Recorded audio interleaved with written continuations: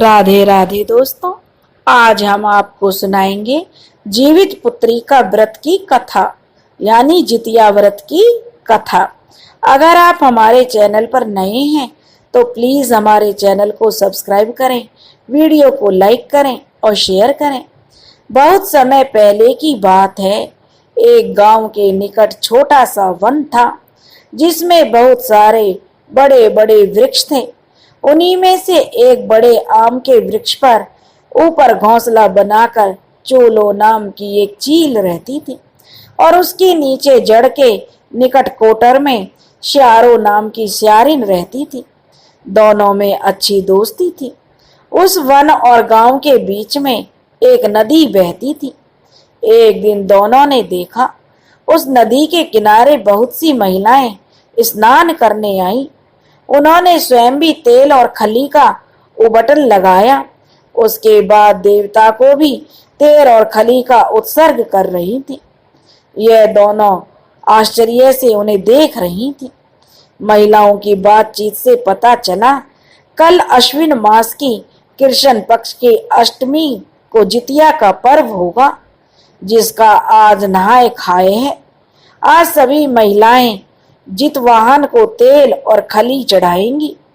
स्नान करके फिर वो जितवाहन देव को चूड़ा, दही, अंकुरी, खीरा, पान, सुपारी और तरह तरह के पकवानों का भोग लगाएंगी। रात्रि के चौथे प्रहर में पुनः चूड़ा, दही, अंकुरी, खीरा, पान, सुपारी और तरह तरह के पकवानों का भोग लगाकर स्वयं होटगन करेंगी, जिसमें चूड़ा, दही और तरह तरह के पकवान खाएंगी। और कल अष्टमी तिथि को निराहार व्रत करेंगी।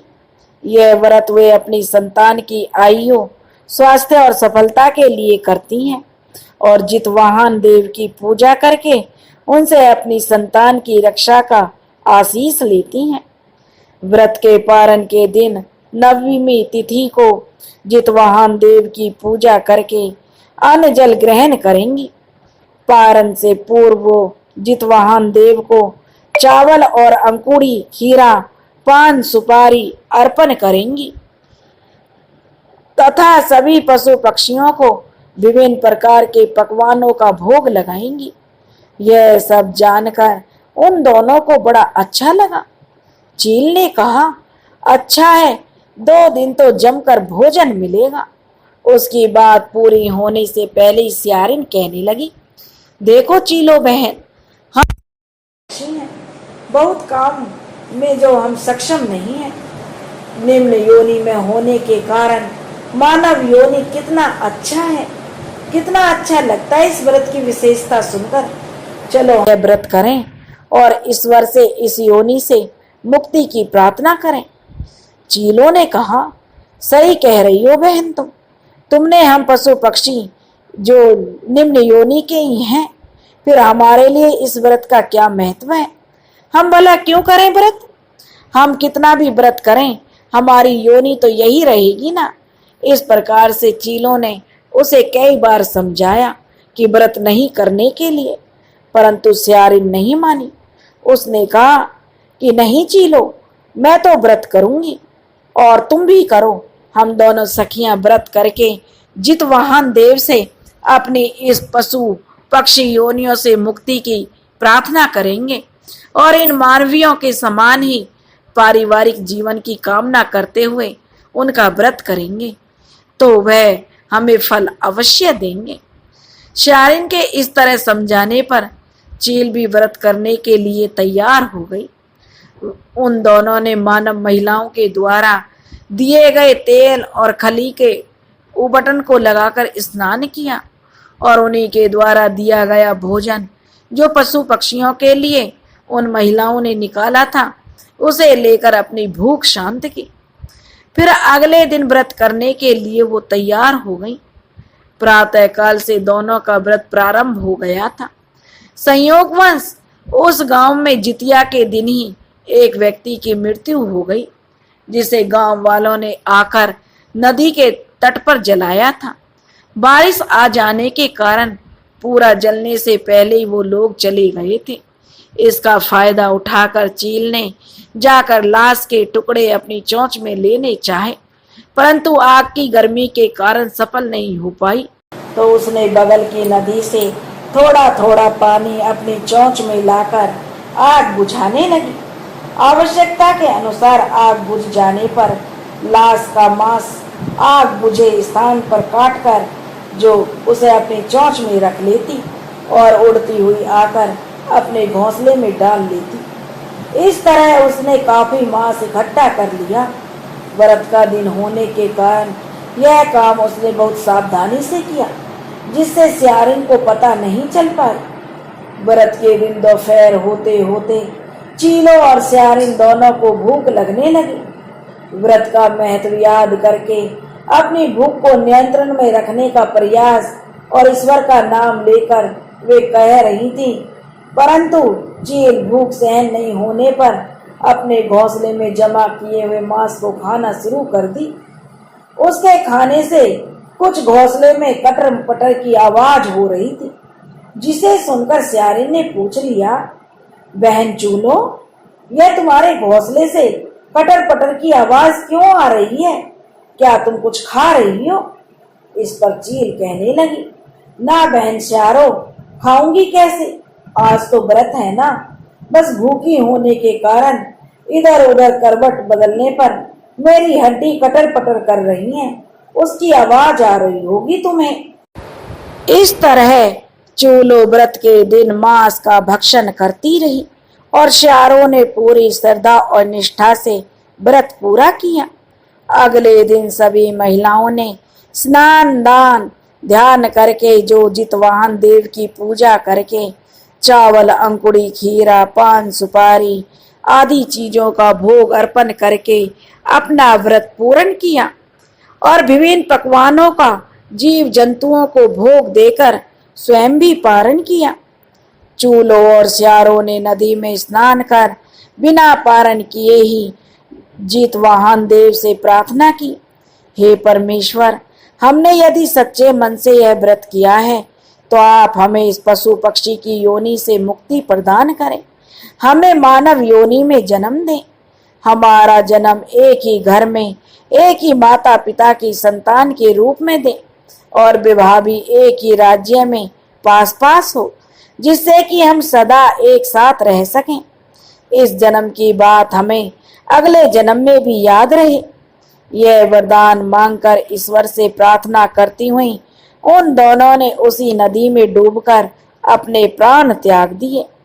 अगले जन्म में मांगे हुए वर के अनुसार दोनों ने एक ही घर में एक ही माता पिता की संतान के रूप में जन्म लिया। चील बड़ी बहन हुई और सियारो छोटी बहन के रूप में जन्म ली। दोनों को एक दिन राज्य के राजा और मंत्री ने जो देखा, चील को राजा ने पसंद कर लिया और विवाह के लिए उसके साथ चील के साथ विवाह कर लिया। सियारों की शादी राजा के प्रिय मित्र राज्य के मंत्री के साथ हो गई। इस तरह दोनों बहन बहुत पास पास रहने लगी। हमेशा दोनों की भेंट होती और दोनों प्रेम से रहती। धीरे धीरे समय बीत रहा था। सियारों के 7 पुत्र हुए और सातों माता पिता का प्रेम पाते हुए माता पिता के संरक्षण में बढ़ते रहे, परंतु चूलों की संतान जीवित नहीं रहती। वह व्रत पूरा नहीं करने के कारण पिछले जन्म की सारी बातें भूल चुकी थी। उसे कुछ भी याद नहीं था। सियारों को पिछले जन्म की प्रत्येक बात याद थी उसके पुण्य प्रताप के कारण, परंतु वह कभी किसी को अपने पिछले जन्म की बातें नहीं बताती थी। अपनी बहन तक को उसने नहीं बताया। इस जन्म में भी सियारो जितिया पर्व बहुत लगन और पूरी श्रद्धा और नियम निष्ठा के साथ करती रही। चूलो अपनी एक भी संतान के जीवित नहीं रहने के कारण बड़ी दुखी रहती थी। उसके मन में भ्रम होने लगा, कहीं ऐसा तो नहीं छोटी बहन डायन हो और कुछ जादू टोना करके मेरे बच्चों को मार डालती हो और अपने बच्चों को जीवित रख रही हो। यह सोचकर चूलो, जो उसके मन में अपनी बहन सियारो के प्रति और उसके बच्चों के प्रति ईर्ष्या की भावना घर करने लगी और अब उसे अपनी बहन के बच्चों को मार डालने का जो निश्चय कर लिया। उसने राज्य के जल्लादों को बुलाकर मंत्री के बच्चों को मार देने का आदेश दिया और कहा, इसके बदले में तुम्हें डाला भर सोने के जो सिक्के दूंगी, परंतु किसी को इसकी जानकारी नहीं होनी चाहिए। सारा काम गुपचुप तरीके से करो। उन जल्लादों ने मंत्री के पुत्रों की वन में ले जाकर हत्या कर दी।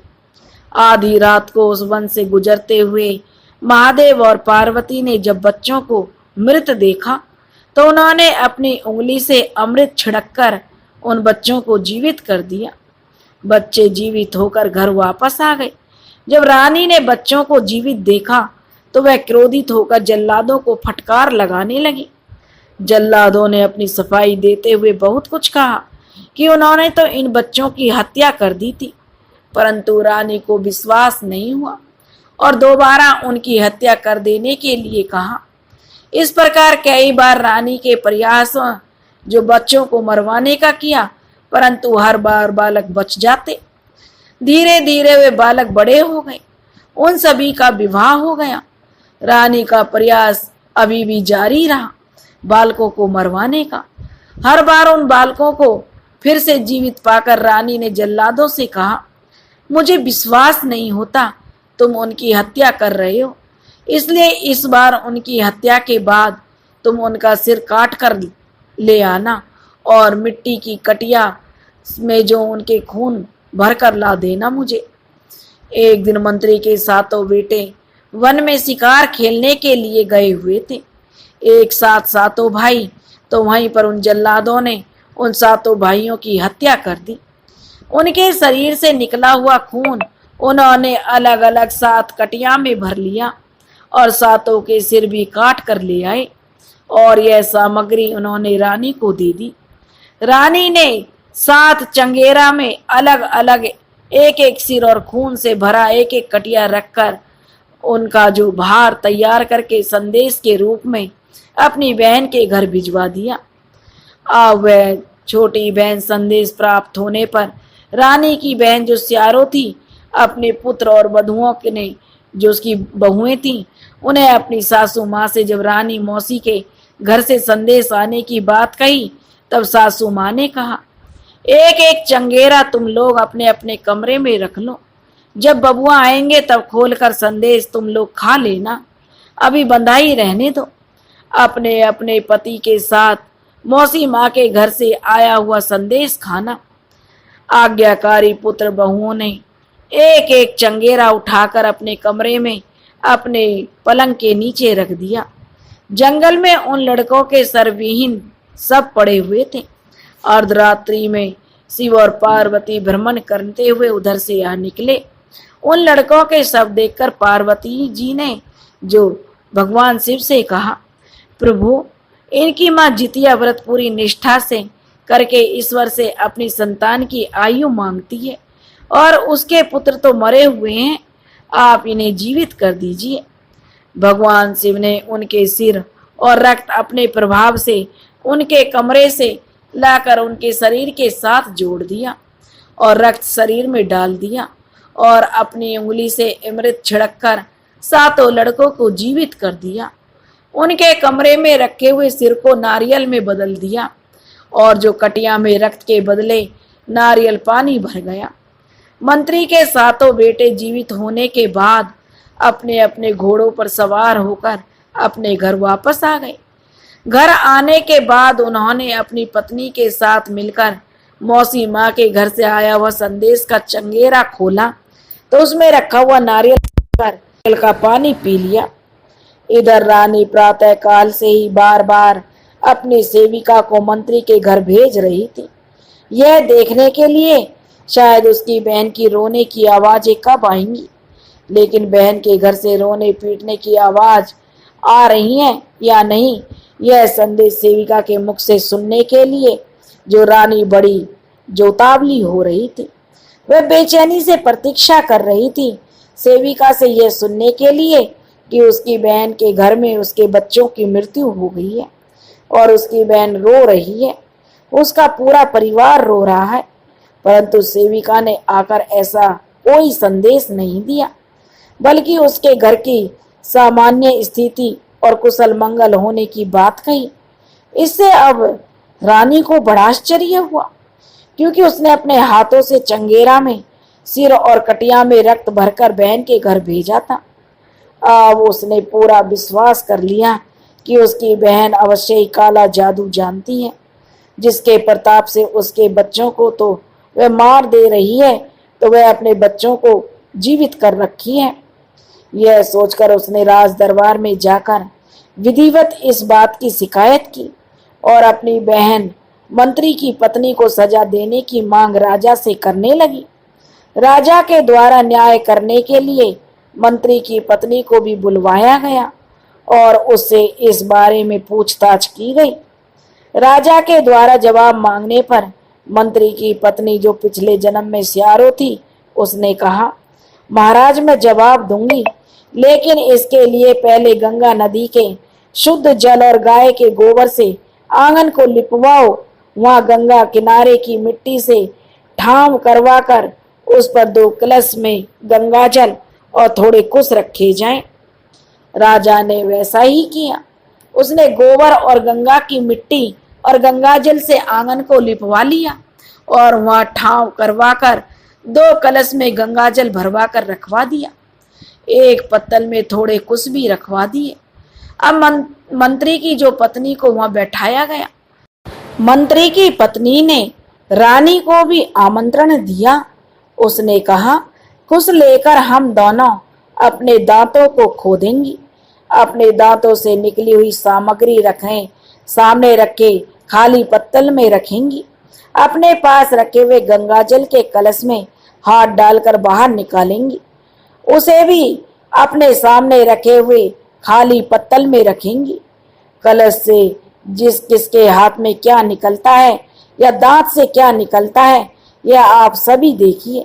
जबकि यह गंगाजल हमारे द्वारा नहीं रखा गया है, स्वयं राजा साहब के द्वारा रखा गया है। इसके पहले हमने देखा भी नहीं कि इसमें क्या है। राजा साहब बताएं, क्या किसी गंगाजल में कुछ मिलाया गया है? श्यारो पिछले जन्म की जो श्यारो थी, इस जन्म में मंत्री की पत्नी ने पूछा। तो राजा ने कहा, मैंने अपने सामने गंगाजल रखवाया है, इसमें कुछ भी नहीं मिलाया गया है।